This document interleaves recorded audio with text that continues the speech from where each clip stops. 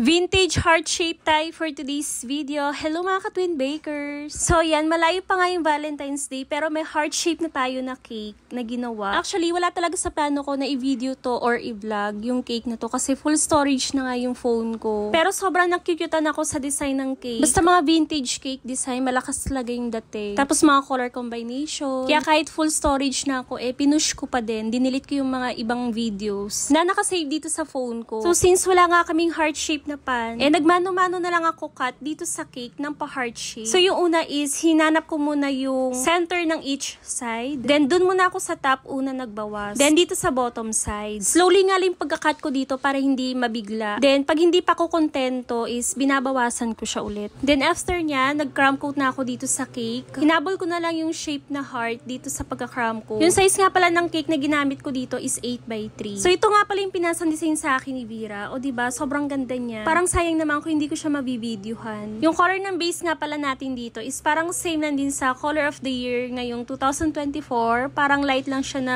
peach fuzz. Yellow at red lang yung minix ko na color. Anyways, bago nga pala ang lahat, gusto ko nga palang batiin na happy 3rd year anniversary ang Ethan's Bake Shop by Lilani Francisco. Ito nga ang kanyang FB page. Paki-follow na lang din sa kanya. Video record nga sana yung nire-request niya sa akin. Kaso siningit ko na lang dito sa vlog. So yun, shoutout sa iyo sis at congratulations po. Actually, namita din namin siya nung Cake Festa Manila. Sobrang approachable at welcoming niya sa amin ni Vera. So yun, malapit na nga ako matapos sa pagpapakinis ng cake. Medyo struggle talaga magpakinis ng iba't ibang shape ng cake. Then para naman sa board, gumamit lang ako ng ganitong piping tip. Di ko alam kung anong pangalan nito pero madami siyang ngipin. Then yung color is blue-violet tapos may mix siya na blue. So yun, ginaya ko nga lang yung nasa picture design. Then pa-shell type lang yung piping niya. So yun, di pa nga natatapos yung cake pero mukhang heart shape na ba siya? Kahit na minano-mano lang natin. Grabe no, pagkatapos ng New Year, papadating naman yung Valentine's Day. Ready na ba kayo mapagod ulit? Char. So yan, pati nga sa ilalim na part, nilagyan ko nga lang din ng board. Then sa pangalawang piping tip, gumamit lang ako ng medyo maliit dito. Pareho nga lang din yung color nila dun sa color ng base. Ako lang ba na medyo tinatamad pag nakakakita ng project na vintage? Parang nakakapagod kasi siya gawin. Thinking na madaming color na gagamitin, maraming piping bag, maraming piping tip. Pero pag unti-unti nakikita mo na yung outcome, na-enjoy mo na lang yung paggawa. Pero syempre, nandiyan pa din yung passion na dapat palagi pa ding maganda kasi nga binabayaran tayo. So dito nga gumamit ako ng palette knife. Mga pahid-pahid siya na iba't ibang color dito sa cake. Then yung dedication nga is pinapagaya lang ni customer dun sa Inspire Design. Then yung name ng celebrant is nagprint lang si Vera. Struggle talaga magsulat sa mga cakes ano. Dapat one trial lang, bawal magkamali. At sa last detail nga ng cake, naglagay lang kami ng mga butterflies dito ni Vera. Siya nga lang nagprint nito at nag-cut. O diba, pati mga color ng butterflies, ang gaganda kahit print lang sila. At sa last detail nga ng cake, naglagay lang kami dito ng mga white dragées. At ito na nga yung finished product natin. Pasado ba sa inyo? Kung kayo magpipresyo ng cake, magkano nyo kaya ito ibibigay? So yun lang guys, sana nagustuhan yung cake natin for today. Thank you for watching. Ingat po kayong lahat.